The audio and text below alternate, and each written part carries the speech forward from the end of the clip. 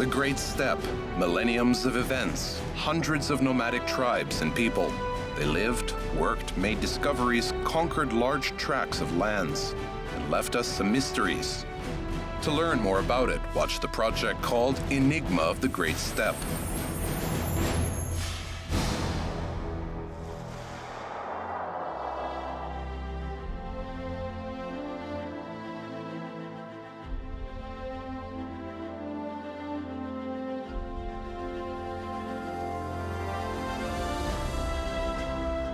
A man is all about debates. It's in his nature. Once, Asia Minor cities were fighting for the honor of being called the birthplace of Homer. The British, for instance, still cannot say for sure whether Shakespeare existed for real or it was Edward de Vere, 17th Earl of Oxford, who worked under this pen name.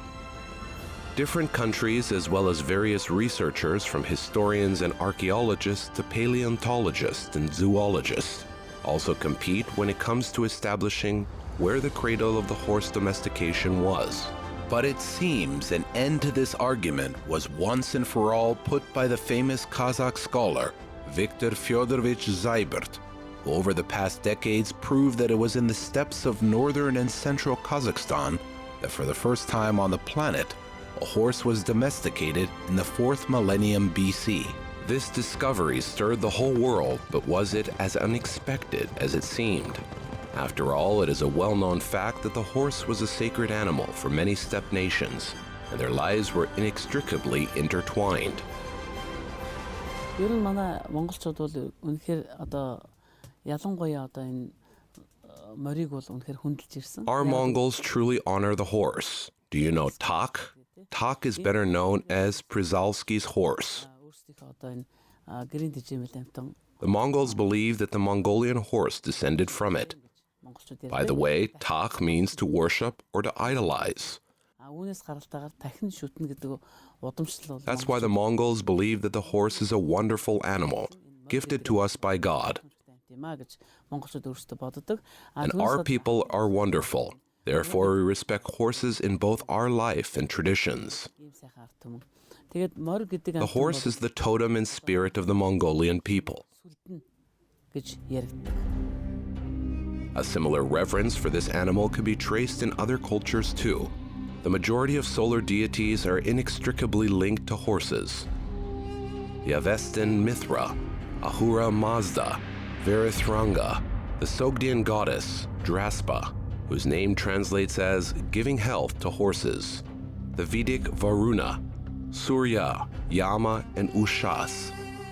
According to German Scandinavian mythology, the great god Odin, father and leader of the Aesir, was particularly fond of his 8-legged horse, Sleipnir. As for medieval legends and fairy tales, not a single wizard could be imagined without a unicorn, another mythical horse that symbolizes spiritual purity. And there are many examples like these. For the Tatars, as well as for all Turkic nations, horses were second dear after the family members. On these horses, they traveled half the world. And it was impossible to imagine a Tatar without a horse. In all myths and legends, there is always a horse. A horse is good. It is great. It brings happiness. And indeed, this is the case. A horse brings happiness with its kindness. As for the Kazakhs, their worship of the horse can be traced in many aspects of their lives, including the etymology of names and nicknames. So they would call their beloved children Myfal. An honest and fair person was called Argamak, and the horses themselves were affectionately called the pupil of my eyes, a beacon, and a silent person. Linguistically, Kazakhs never skimped their words when they described their horses. There are tons of interesting idioms about horses in national folklore too. It was said among people that the lion is the king of beasts and the horse is the king of livestock. The horse was also called wings of the Batir, and people used to say that a lucky horse helps out an unlucky jigit. The Kazakhs have another saying, a child of a horse, in the meaning of a child of a man, but you will never hear such an expression with words cow or sheep. For instance, no one will say, child of a cow, child of a sheep. This applies to the horse solely, meaning that the Kazakhs considered a horse equal to a person. This attitude towards the horse, the exaltation and veneration of the horse, is primarily associated with the leading role of this animal in the nomadic life of the Kazakhs.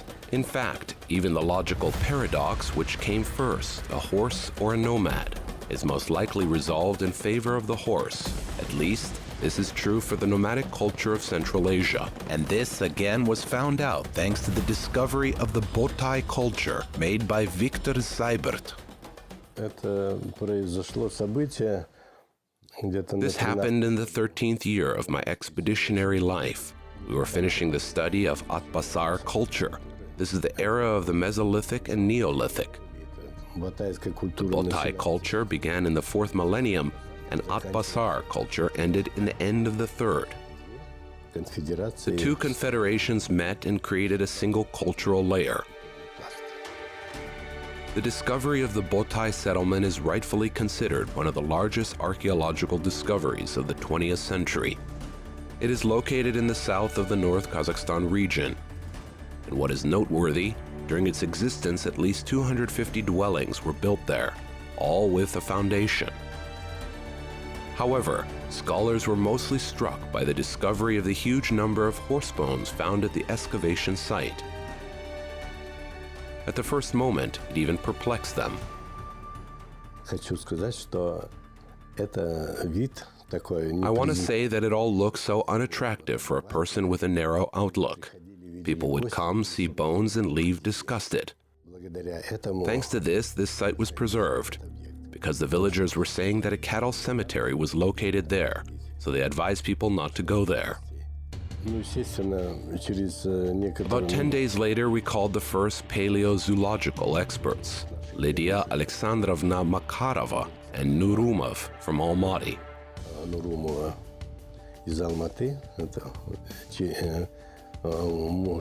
Husband and wife, and both are experts. And they were the first to process the tens of thousands of bones. And it was them who said, yes, lads, these are ancient bones. This has analogies in some other objects. Prior to this, some Neolithic materials were known. We determined the composition and said that according to morphological characteristics, 99% of the bones belonged to the horse. Moreover, some of these horses were domesticated and saddled. At first, such a conclusion was reached based on indirect clues, such as the presence of a certain kind of farm buildings and cattle pens, the use of horse manure as building materials, and the widespread use of the equipment like lasso. However, subsequently, traces were found on the horse's teeth. There was damage of bone tissue, which meant that the animals wore a bit. And on pottery, there were traces of fatty acids, which are intrinsic in mare's milk.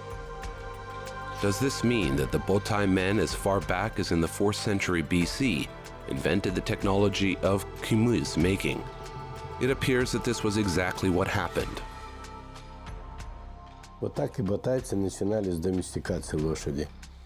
This was how the Botai people commenced the domestication of the horse. According to paleozoologists, approximately 10% of the horses were saddled. The rest were grazing in the wild herds. Some of them were even considered unfit. Some were taken away to be used as food. We calculated the Botai people had eaten about 350,000 horses in the area where we were excavating. 2 Botai men would eat approximately 1 horse in a year. By the way, it is still a huge mystery to the entire world community. How could such worshipped animals be eaten, and even in such quantities? If we draw an analogy with a cow, a sacred animal in the Hindu tradition, which is forbidden not only to slaughter and eat, but even to disrespectively drive out of the way, it may seem that the Kazakhs did not respect horses as much. But here again, things are not so clear. Firstly, in nomadic tribes, there were always more horses than it was needed for riding. In addition, there was a very strict division between animals that were eaten and those that went under the saddle. With the latter, a kind of mental closeness was established among the nomads. They took care of them. So these animals could get slaughtered only in the most extreme cases. And secondly, it is no secret that many nations of the world have long had the concept of communion. That is, tasting something, we become what we ate. And in this context, the Kazakhs eating a horse, essentially a totem animal, is not barbarism at all. On the contrary, it is a sacred form of worship and familiarization with the nature and character of this marvelous animal.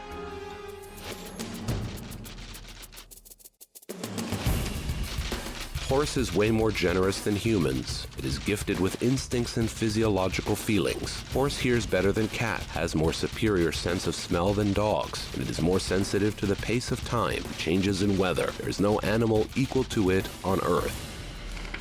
The Botai archaeological site has become the key to understanding how, at an early stage of world history, the relationship between the horse and man were forming, and what evolutionary leap the Botai men have made when saddled this amazing animal. After all, becoming horse riders, they greatly facilitated the process of hunting and moving across the steppe. They came to the need to create new clothes suitable for riding, learned how to craft new household items and weapons from animal bones. In fact, the development of horse breeding in the steppe has become a key element in the nomadic economy, and gave rise to nomadism in its classical sense. Вместе с появлением домашней лошади стартовала новая эра. Once the horse was domesticated, a new era kicked off, the era of horse-drawn transport communication. The expansion of space, the expansion of dynamism, the reorientation of the speech system, of the entire cultural system, a combination of earth and sky, the feather-grass steppe, clouds and mountains. All this was combined into one new system, into one equestrian image. Here the man and the rider, the horse and the rider became a single entity. And when the first horsemen appeared in the western valleys, among farmers, fishermen, they brought a fundamentally new feeling with them.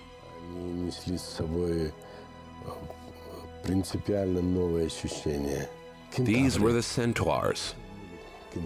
They merged with the horse. They were of great importance in changing the ideology and worldview in all respects. The world has changed completely. And here you can already see how bizarre the history of the origin of horse breeding in Kazakhstan was intertwined with world mythology. Centaurs are one of the most famous creations of Greek bestiary. Mighty mortal creatures with the head, arms, and torso of a man on the body of a horse. Of course, the Greeks came up with many beautiful legends explaining the appearance of these amazing creatures. According to one of them, the first centaur was born to a beautiful nymph from the god Apollo. According to another, he turned out to be the grandson of the god of war, Ares. However, modern researchers are unanimous in the fact that all these fantasies arose after sedentary people met the horsemen from the steppe for the first time. By the way, much later, the Indians, when they first saw European horsemen, mistook them for centaurs too. This man-horse, it was born here, so they came there for the first time. They tamed the horse, and they arrived there on horseback. For a man, it was a horror to see such a creature, half man, half horse. It was unfathomable, and so this man-horse, he developed the civilization of the steppe further. It should be said that this is not the only myth, the explanation of which was found here in the Kazakh steppes. Pegasus, the winged horse and the favorite of muses, also owes his birth to the Botai culture, representatives of which has tamed a wild horse. The fact is that initially they harnessed it as a transport, and later, when they trained the horse for riding, it can be said that the nomads got their wings. For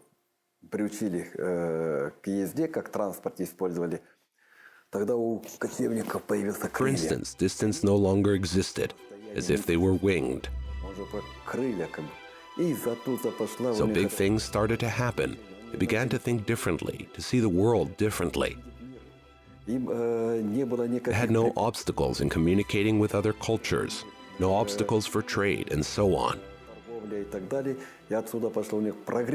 This is where their progress started, exchange of cultural experience, and so on.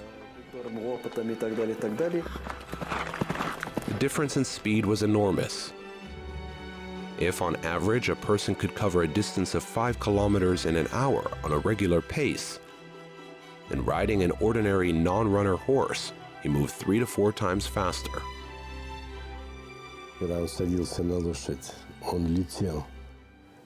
When he mounted his horse, he flew.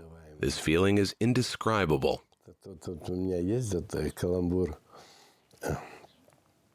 I have a pun. Once, when earthlings walked, they were returning back home from hunting with a heavy load. Towards them ran a graceful horse, as wild and playful as fire.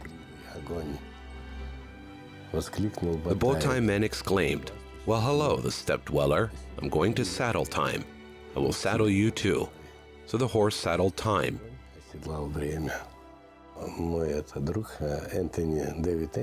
I've got a friend called David Anthony. He is from America. He worked with teeth. He says that the horse is a spaceship of antiquity. There's a certain truth in these words. It's about dynamics, quicker pace of time. So it happened that the horse, once it was domesticated, immediately acquired some legendary status. Subsequently, this was reflected in the myths of the Turkic people. The Bashkirs have a totemic myth telling a story of how certain clans originated from the horse. For example, a hunter wounded a horse during a hunt, and it turned out to be a girl. She said, "Don't you kill me, lash me with a riding crop." He began to lash her, and the horse turned into a beautiful girl. The Batir married her, and their children became the progenitors of the clan called Usirgan. These are the most southern Bashkirs, and it is not the only legend that tells the story. There are several other tales where the origins of a certain clan are attributed to the horse. However, if we talk about Bashkortostan, the most legendary horse in the epic of this people is Akbuzat. It is Ural Batir's magic winged horse, and the main character of the Kubayir of the same name. Akbuzat is a tulpar, a legendary animal of the Kazakh, Kyrgyz, and Tatar mythology. It corresponds to Pegasus from ancient Greek mythology and Burak from Islamic.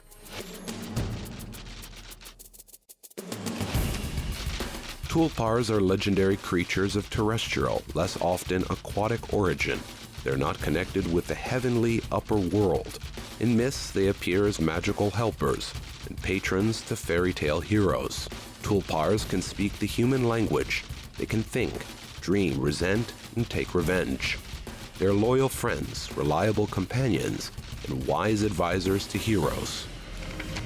It is interesting that Pegasus in ancient Greek mythology was always depicted with wings, whereas Kazakh and Bashkir tulpars, on the contrary, did not necessarily look different than ordinary horses. What was the reason for this? Turns out that Turkic people believe that outsiders should not see the wings of a magic horse, and sometimes even the horse itself. If this happens, the tulpar will either lose its power or leave its owner.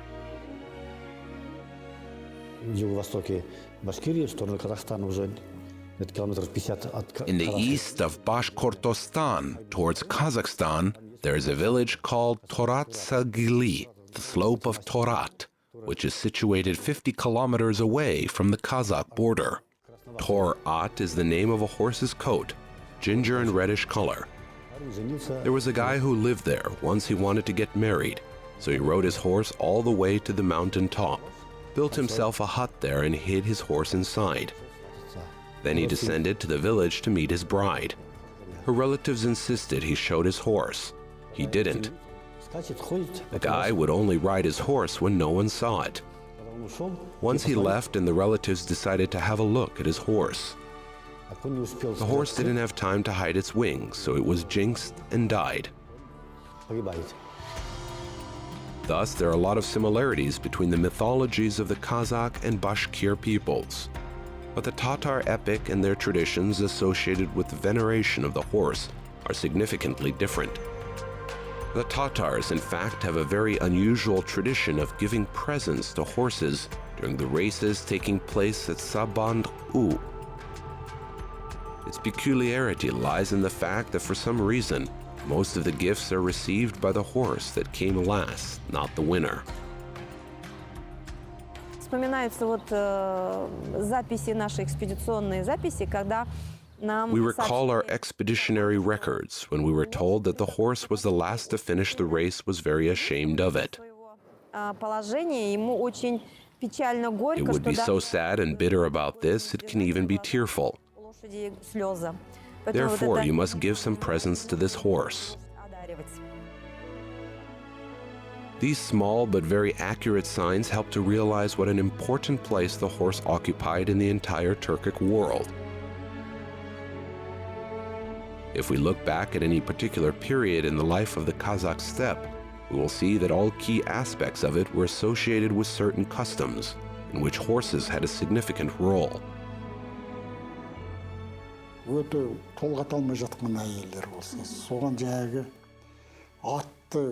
There were times when a woman was in labor, but she was struggling to give birth.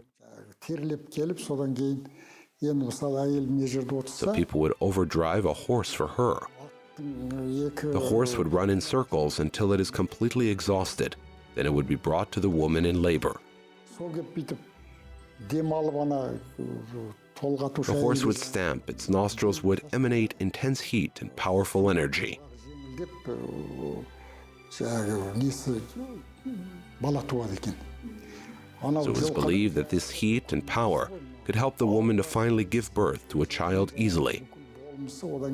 Because an exhausted horse literally sprinkled the woman in labor with its energy. And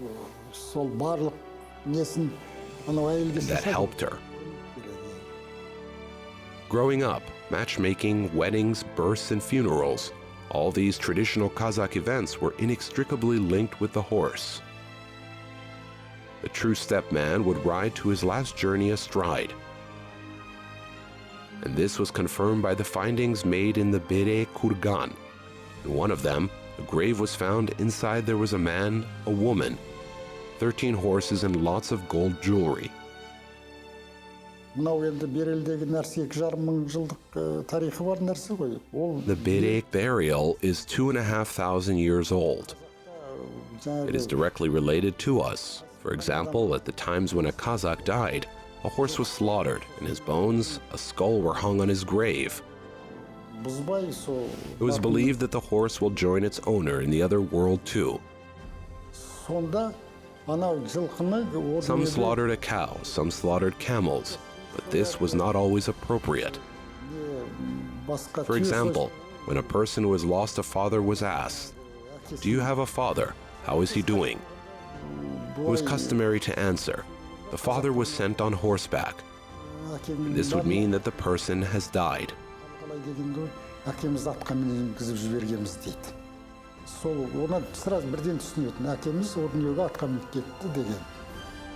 And now, let us imagine for a moment that Kazakh's ancestors did not domesticate the horse. You could probably question the very existence of a nomadic civilization as such, or at least it could have significantly slowed down the pace of its development. We understand it today. But what guided the Botai people in the distant 4th century BC? Why would they even need a horse? There is no precise answer yet. But regardless of the original motives, it is to them the ancient inhabitants of Kazakhstan and their domesticated horses. that a significant part of humanity owes its success.